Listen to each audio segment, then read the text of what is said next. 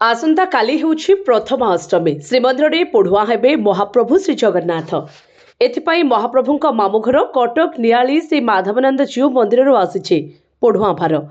ଏହି ଭାରରେ ଅରୁଆ ଚାଉଳ, ବିରି, ନଡ଼ିଆ, ଗୁଡ଼, ଡାଲି, ପାଚିଲା କଦଳୀ, ଘିଅ, ଚନ୍ଦନ କାଠ, ପାନ, ଗୁଆ, ଅଳେଇଚ, ଲବଙ୍ଗ ଆଦି ଆସିଥିବା ବେଳେ ମହାପ୍ରଭୁଙ୍କ ଗୋପାଳ ବଲ୍ଲଭ ପାଇଁ ଫଳମୂଳ, ତୁଳସୀ ଏବଂ ପଦ୍ମଫୁଲ ମାଳ ମଧ୍ୟ ଆସିଛି।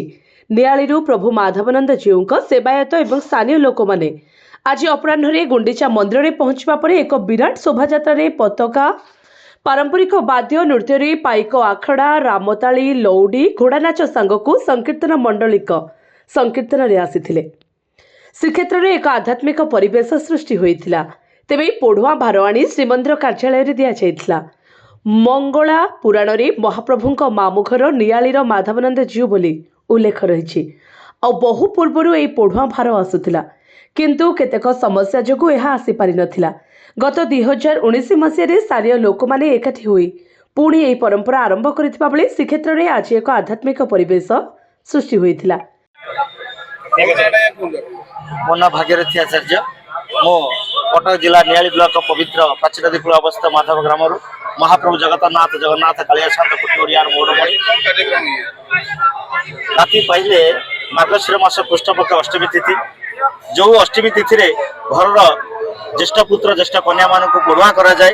ମହାପ୍ରଭୁ ମାଧବାନନ୍ଦ ଜୀଉ ଆମ ମାଧବ ଗ୍ରାମରେ ଯିଏ ଅବସ୍ଥିତ ଅଛନ୍ତି, ସେ କୋଟି ଓଡ଼ିଆର ମୌଡ଼ମଣି ଜଗନ୍ନାଥ କାଳିଆ ଶାନ୍ତଙ୍କର ମାମୁଁ ଘର। ମାମୁଁ ଘର ପରମ୍ପରା ଅନୁସାରେ ଆଜି ମହାପ୍ରଭୁଙ୍କ ପାଇଁ ପୋଢ଼ୁଆଟି ଭାର ନେଇ ଆମେ ଆସିଛୁ ମହାପ୍ରଭୁଙ୍କୁ ପୋଢ଼ୁଆ କରିବା।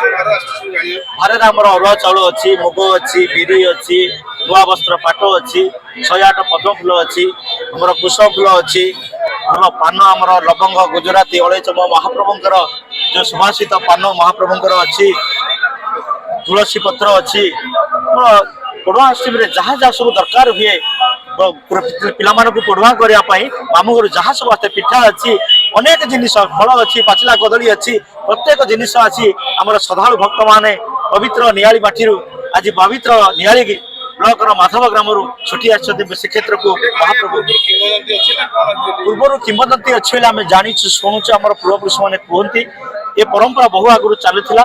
ତାପରେ କିଛି ଦିନ ପରେ ବନ୍ଦ ହେଇଥିଲା। ହୁଏତ କ'ଣ କାରଣବଶତଃ ଆସିବା ଅସୁବିଧା ହେଉ କି କୌଣସି କାରଣବଶତଃ ଅସୁବିଧାରେ ବନ୍ଦ ହେଇଯାଇଥିଲା।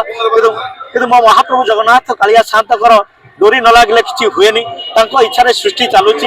ତେଣୁ ପ୍ରଭୁଙ୍କର ବୋଧେ ଇଚ୍ଛା ହେଇଛି, ପୁଣି ମାମୁଁ ଘର କଥା ମନେ ପଡ଼ିଛି। ଅଷ୍ଟମୀ ବନ୍ଧୁ କେହି କାଟନ୍ତି ନାହିଁ। ତେଣୁ ମୋ ମହାପ୍ରଭୁ ଏଇ କଥା ଚିନ୍ତା କରି ଆଜି ସେଇ ତାଙ୍କର ଯୋଉ ଅଷ୍ଟମୀ ଆମର ଏଇଟା ମିଶିଲା 7 ବର୍ଷ ହବ। ଆଜକୁ ଏଇ ବର୍ଷକୁ ମିଶିଲା 7 ବର୍ଷ ହବ।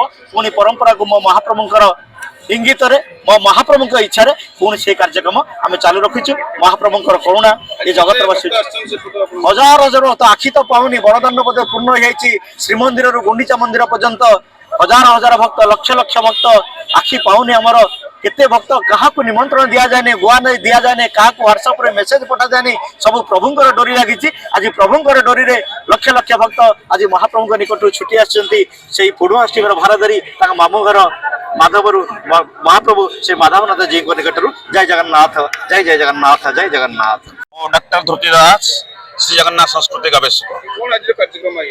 ଦେଖନ୍ତୁ, ଆଜିର କାର୍ଯ୍ୟକ୍ରମ ଯଦି ଆପଣ ପୁଙ୍ଖାନୁପୁଙ୍ଖ ଭାବରେ ଆଲୋଚନା କରିବେ, ସାଧାରଣ ଓଡ଼ିଆରେ ପ୍ରଥମାଷ୍ଟମୀ ବା ପୋଢ଼ୁଆ ଅଷ୍ଟମୀ ଯାକୁ କୁହାଯାଏ। ତେଣୁ ପ୍ରଥମାଷ୍ଟମୀରେ ପ୍ରଥମ ଭାର ନିଆଳି ମାଟିରୁ ଆସିଛି। ଏ ସମ୍ପର୍କର ସୂତାକିୟ ନିଆଳି ମାଟିରୁ ନୀଳକ୍ଷେତ୍ର, ନୀଳାଚଳ, ନୀଳଶୈଳ ଜଗନ୍ନାଥ ମହାପ୍ରଭୁଙ୍କ ପାଖକୁ ଆସିଛି। ଅର୍ଥାତ୍ ଏହାରେ ସ୍ପଷ୍ଟ ଭାବରେ ମଧ୍ୟ ଭଗବତୀ ଗୀତାର ଉଲ୍ଲେଖ ଅଛି, ନିର୍ମୋନ ମୋହା ଚିତ ସଂଗ ଦୋଷା ଆଧ୍ୟାତ୍ମ ନିତ୍ୟା ବିନିବୃତ କାମା ଦ୍ୱନ୍ଦ୍ୱୈର୍ବିମୁକ୍ତା ସୁଖ ଦୁଃଖ ସଙ୍ଗେ ଗଚ୍ଛନ୍ତି ମୂଢ଼ା ପଦମ ବ୍ୟନ୍ତ। ଅର୍ଥାତ୍ ପ୍ରଭୁଙ୍କର ଯୋଉ ସମ୍ପର୍କର ସୂତାକିୟ, ଅର୍ଥାତ୍ ମାମୁଁ ଆଉ ଭଣଜାର ସମ୍ପର୍କ। ମାଧବ ହଉଛନ୍ତି ଜଗନ୍ନାଥ ମହାପ୍ରଭୁଙ୍କର ମାମୁଁ, ଜଗନ୍ନାଥ ହଉଛନ୍ତି ଭଣଜା। ଆପଣ କହିବେ କେମିତି ହେଲେ? ବହୁତ ବାଧାନବାଦ ଆରମ୍ଭ ହେଇଥିଲା। 2019ରେ ଆମେ ଯେତେବେଳେ ଆରମ୍ଭ କରୁଥିଲୁ, ଆମେ ନିଆଳି ମାଟିର ସମ୍ପର୍କ ଯୋଡ଼ିବାକୁ କହିଥିଲୁ। ବହୁତ ପଣ୍ଡିତ ମାନେ କାଗଜ ପୃଷ୍ଠାରେ କଲମରେ ଯୋଉମାନେ ପଣ୍ଡିତ ଦେଖାଉଥିଲେ, ସେମାନେ କହିଲେ ଜଗନ୍ନାଥ ମାମୁଁ ହେଇପାରିବେନି। କେମିତି ହେଇପାରିବେନି ଆଜ୍ଞା? ମନ୍ତ୍ର ବୋଲିଲା ପରେ ଆମେ କହୁଛୁ, ତୁମେବ ପିତାଶ୍ଚ ମାତାଶ୍ଚ ତୁମେବ ବନ୍ଧୁଶ୍ଚ ସଖାଶ୍ଚ ତୁମେବ ବିଦ୍ୟା ଦ୍ରବିଣମ୍ ତୁମେବ ସର୍ବ ମମ ଦେବ ଦେବ। ଜଗନ୍ନାଥ ମହାପ୍ରଭୁ ମା ହେଇପାରିବେ, ମାମୁଁ ହେଇପାରିବେ। କାରଣ ଶୁକ୍ଳତାରା, ସୁଳପାଣି, ସୁଭଦ୍ରା, ଭୁବନେଶ୍ୱରୀ नीलाद्रि तु जगन्नाथ साक्षात दक्षिण कालिका जगन्नाथ महाप्रभु काली आउ कालिया भितर किसी पार्थक्य नहीं जगन्नाथ महाप्रभु सब किसी पारे द्वितीयतः ओडियार पिठापणा संस्कृति भितर राज्य ठाकुर जगन्नाथ महाप्रभु ओडियार रीतिनीति चाली चलन पर्व सहित जड़ित हो रही तेणु नियाली माटी माधव संस्कृति जहाँ जयदेव रचना कर शाला संघर महाभारत भीष्म पर्व उल्लेख कराई तेणु तत्व जानिले तुटिब भ्रांति तेणु जुक्ति तर्क प्रभु को आप जापर ना केवल प्रेमर प्रक्षालन दीप्तिर जगत उद्भासित हुए धन्य से नियाली माटी संपर्क सुताखिरे आज भक्तिर डोरे भक्तिर नैवेद्य भार कांदी कांदी चली भार ताले कौन अच्छी ना अरुआ चाउल अच्छी अन्नाथ भगवती भूतानी जगन्नाथ महाप्रभु को अन्न हो महाप्रसाद आउ कौन अच्छी ना फल अच्छी श्रीफल अच्छी सब प्रकार फल अच्छी जगन्नाथ महाप्रभु जो फल माने जहाँ दरकार से अच्छी कारण पत्र पुष्पं फलं तोयं जो मेमा भक्त्या प्रदक्षति तदं भक्तो प्रौतमस्वामी प्रयतात्मन ये फूल टिके दे दउची ये फल टिके दे दउची ये कौन ये भक्तिर नैवेद्य आउ मामू आ भड़जार संपर्क उज्जीवित करिया पाई काले ओडिया पुओटी तार चाली चलने प्रथा को भूली जीव कि माँ को भूली जीव कि जगन्नाथ संस्कृति भूली जीव कि ए नियाली माटी आज जयगान करिछि पुणी से परंपरा को उज्जीवित करिछि 2019 रु चली ये चलिबो जगन्नाथ महाप्रभुकर जय हो जय हो जय अल्लाह। ब्यूरो रिपोर्ट जे न्यूज।